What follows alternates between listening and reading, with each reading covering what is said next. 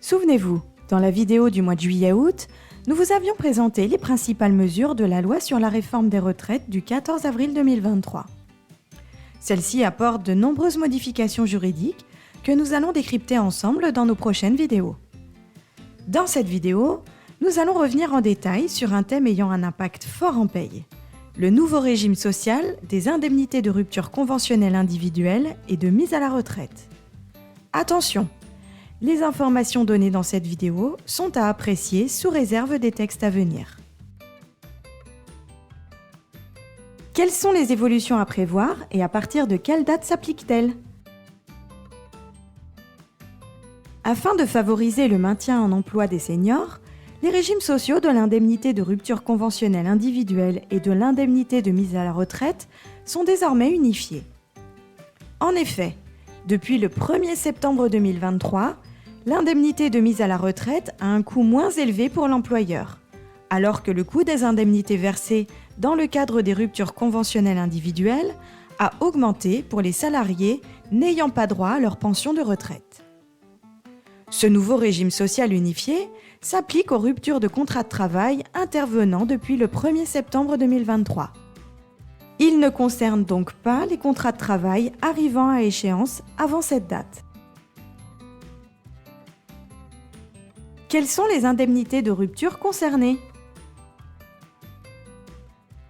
Le nouveau régime social unifié concerne les indemnités de rupture conventionnelle individuelle, aussi bien pour un salarié en droit de bénéficier d'une pension de retraite que pour les autres salariés, et l'indemnité de mise à la retraite par l'employeur. Il est à noter que l'indemnité de départ à la retraite à l'initiative du salarié n'est pas concernée. Quelles sont les évolutions du régime social des indemnités de rupture conventionnelle individuelle ?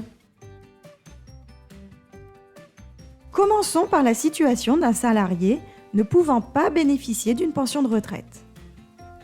Auparavant, les indemnités versées dans cette situation étaient exonérées d'impôt sur le revenu, de cotisations sociales et de CSG-CRDS dans certaines limites, et soumises au forfait social au taux de 20% sur la fraction de l'indemnité exonérée de cotisations de sécurité sociale.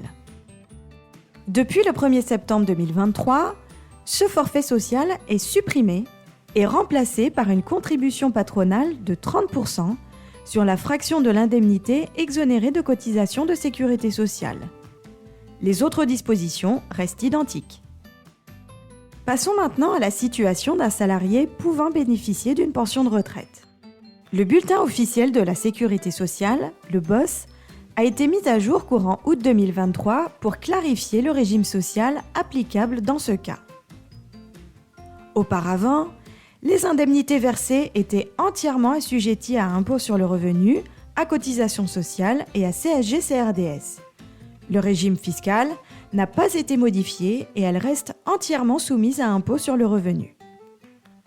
Cependant, depuis le 1er septembre 2023, ces indemnités sont exonérées de cotisations sociales dans certaines limites. Par ailleurs, l'indemnité est assujettie à CSG-CRDS sans abattement pour la fraction excédant le minimum légal ou conventionnel de l'indemnité et, en tout état de cause, pour la partie soumise à cotisation de sécurité sociale.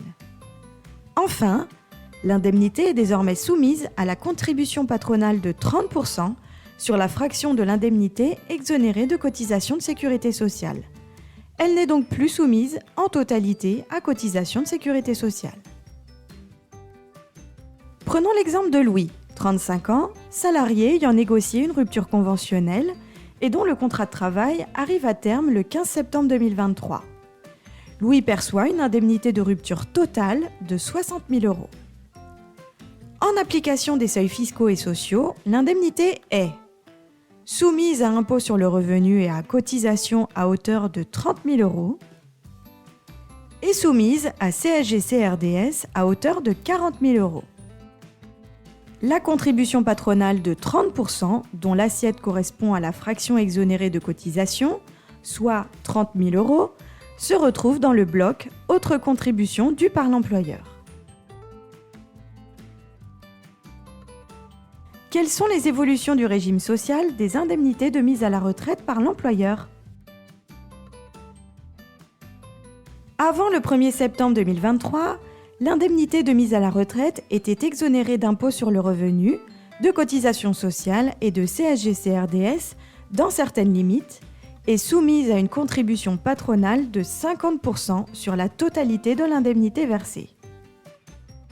Au 1er septembre 2023, la contribution de 50% due sur la totalité de l'indemnité a été remplacée par une contribution patronale de 30% et s'applique uniquement sur la fraction de l'indemnité exonérée de cotisations de sécurité sociale. Les autres dispositions restent inchangées. Attention, quelle que soit l'indemnité versée, si celle-ci dépasse 10 plafonds de sécurité sociale, soit 439 920 € en 2023, alors elle reste intégralement soumise à cotisations sociales et à CSG-CRDS. Quels sont les impacts sur le déclaratif ? La contribution patronale de 30%, si elle est due, doit être déclarée en DSN avec le CTP 719.